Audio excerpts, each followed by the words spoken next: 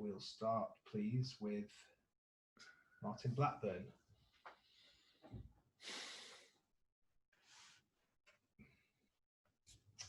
Hi, Martin.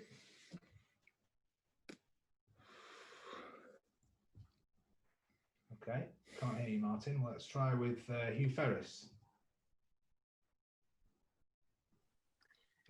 Hi, Pep. Hi. Can you hear me? I just want to talk about the derby, and Manchester United, I think, would admit that they've been quite inconsistent over the last few weeks in particular. How do you go about preparing for a team that perhaps it's difficult to assess what kind of team might turn up? Thinking we're going to face the best version of them, and especially talk a lot what we have to do.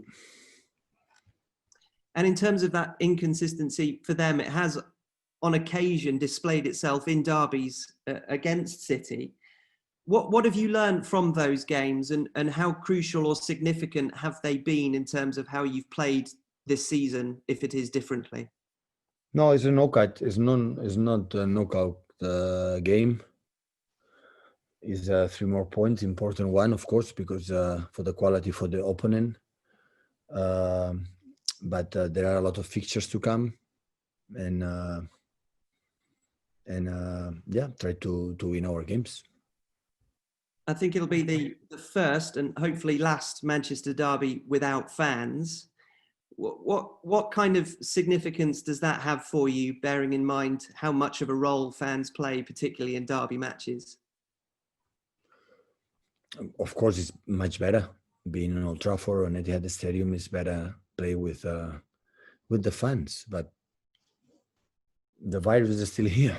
So when step by step will be open the stadiums in some areas in England happen, here in Manchester not yet. So when the officials, people, Premier League, government, scientists decide we can make the next step, we'll do it, and when everything will settle all around the world, so the fans will be back.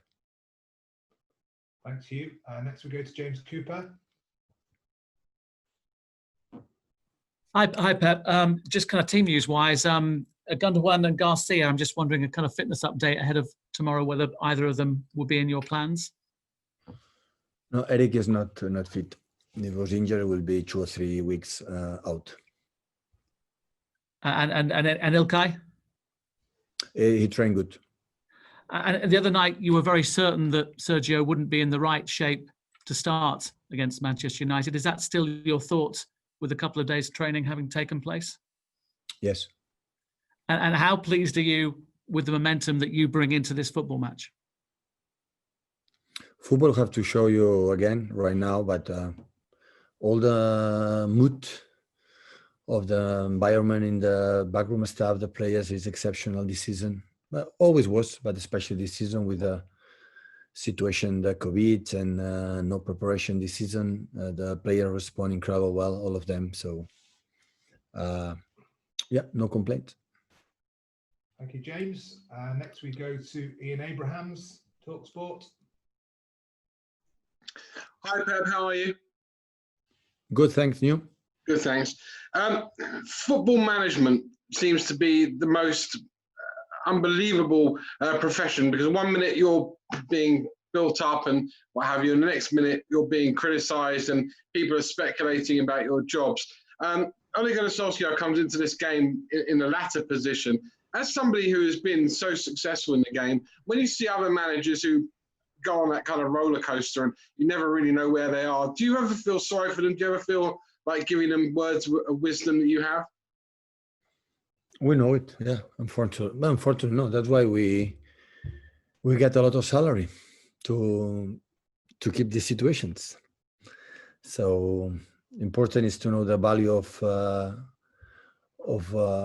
Solskjaer is there. There's no doubt about this. So I don't have to give him support because he's strong enough. He knows how it works, this job. And like you said in the beginning of the question, so when you win, we are a genius, and when you lose, we have to be sacked. Happened in United and all the clubs around the world. This is the reality. And just one more from me. Obviously, no fans tomorrow, but the supporters are still involved, aren't they? They're still involved because of social media. They're still having a massive interest. And whether or not you win or lose, come Sunday or Monday, whenever they go back to work, they still have the bragging rights. So even though the supporters aren't physically with you tomorrow, they're still with you in spirit, aren't they? Yeah, of course they are. And yeah, of course, our fans always was. I think United as well, and every club has, especially in England, that the supporters are so loyal. And about the social media today, there's opinion for one person or for for the people. So the club has to be aside of this and take the decision what they believe they have to take. Good luck tomorrow. Thank you. Thank you, Ian. Fred Caldera.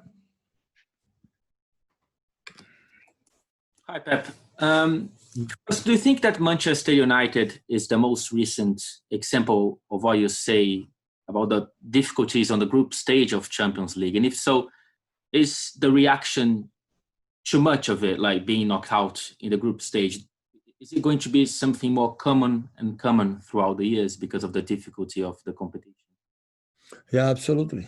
But what is not going to change the margin to be in the next round or be out in the group stage is so minimum. So with 1-1 against PSG, Martial has 2 clear chances, one without keeper, another one with just defender on the line, and he missed it. And Leipzig is 3-3, and in 94 minutes they score to win 3-4, and that's why they have the chance for the last game. And even win 3-0, there is a cross from Pogba with Maguire is the second post to score a goal and intercept the opponent, and the keeper saves the ball because he found it and behind the legs, and it will be 3-3, and it will be again how spirit and character and personality united. This is a Champions League. We are out in the Champions League we miss one shoot without keeper, 5 minutes left. So this is part of this competition. So we have to accept it.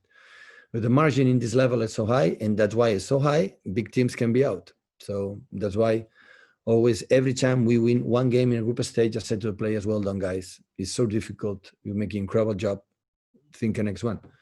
So in the Premier League, it's the same. So every game you are able to win is so complicated, it's so difficult. And every time we are able to do it, it's a big compliment. I don't want it to celebrate the good moments if you win or not win in May.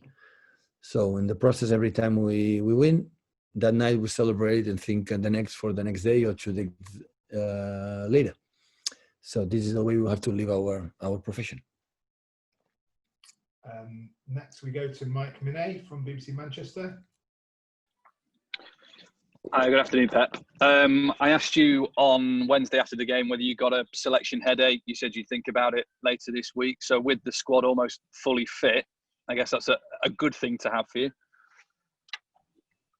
Yeah, except 2 players. Yeah, the other ones are fit. Yeah, it's always a big problem to make not just a selection and start 11s. People for this ridiculous rule that cannot be more people in the bench to be everybody involved. We cannot just 16 plus 2 keepers.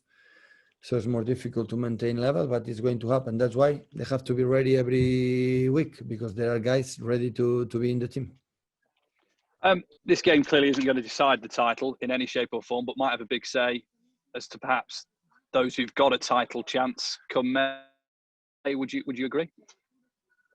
A lot of games to play. Just in the beginning of the season, but it's important, of course, to a big rival to beat them and being there. It will be important. But yeah, now it's time to be focused in the Premier League. Thank you, Mike. Last question then before the embargo. We'll go to Jonathan Smith. Hi, Pep. Recent games against the top 6 have not gone well away from home. Is it important for the rest of the season to beat one of your rivals, title rivals, away from the Etihad? Yeah, and the under 13 teams as well. Well, then 13, 14 teams as well. It's not Carabao Cup like what happened last season against United, or knockout game in FA Cup or Champions League. This is a 38 games, so we play, I think, 10, 11. So, of course, it's important. but next Tuesday would be important too. Thank you.